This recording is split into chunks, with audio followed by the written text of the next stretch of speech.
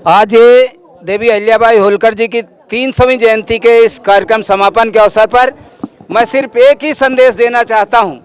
ये छोटी है जिंदगी, ये छोटी सी जिंदगी है प्यारे, इसमें कभी खुशी कभी गम होता है और सच का साथ तो वो देते हैं जिनके जिगर में दम होता है। बोल अहिल्याबाई होलकर की, बोल अहिल्याबाई होलकर की। पूरे स्टेडियम में देवी अहिल्याबाई होलकर जी की 300वीं जयंती मनाई जा रही है और ये जो आयोजक हैं माननीय महादेव जानकर जी के जो पार्टी है राष्ट्रीय समाज पक्ष, आज चूंकि राजनीति की जब बात होती है तो सबसे पहले होता है देश की समस्याएं क्या है और समाधान क्या है।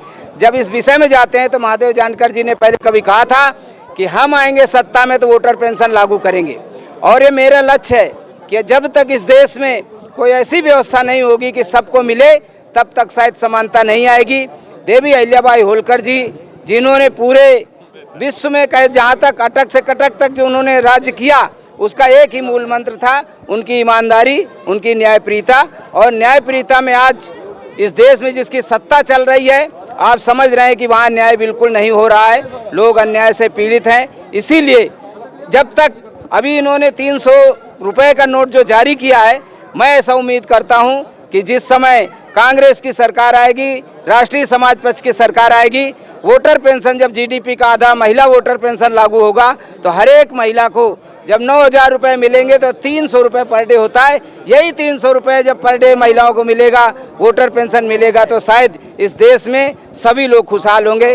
अब मैं ज़्यादा न कहते हुए शशिकांत जी का सिटी समाचार का धन्यवाद देता हूं और हम चाहते हैं कि लोग राजनीति में लगातार अपनी पैनी नज़र रखें और जो मुख्य मुद्दे हैं, मैं सबसे बड़ा मुद्दा इस देश की बताना चाह रहा हूँ। आज जो याद आ रही है जिससे तकलीफ है, दिल्ली में सीबीएसई बोर्ड होता है, उसमें एक उप सचिव का पद निकाला गया, पूरे देश में परीक्षा हुई, उसके बाद जितने लोगों ने फार्म भरा 1,500 का फार्म है, उसके बाद 50 लोग छांटे गए, 50 के बाद 5 छांटे गए, 5 के बाद उनका इंटरव्यू होता है और इंटरव्यू के बाद सरकार कहती है कि पोस्ट रद्द की जाती है। आप समझ सकते हैं। मैं राहुल गांधी जी से विशेष तौर पर आग्रह करता हूं कि इस मुद्दे को आगे ले जाएं। हमने आरटीआई लगा के जानकारी मांगी है कि जो 5 इंटरव्यू हुए हैं उनका क्रमशः नंबर क्या है और उनमें ये रिक्रूटमेंट जो टेस्ट था फेल क्यों किए गए, इसमें उनको नोटिस क्यों दिया गया।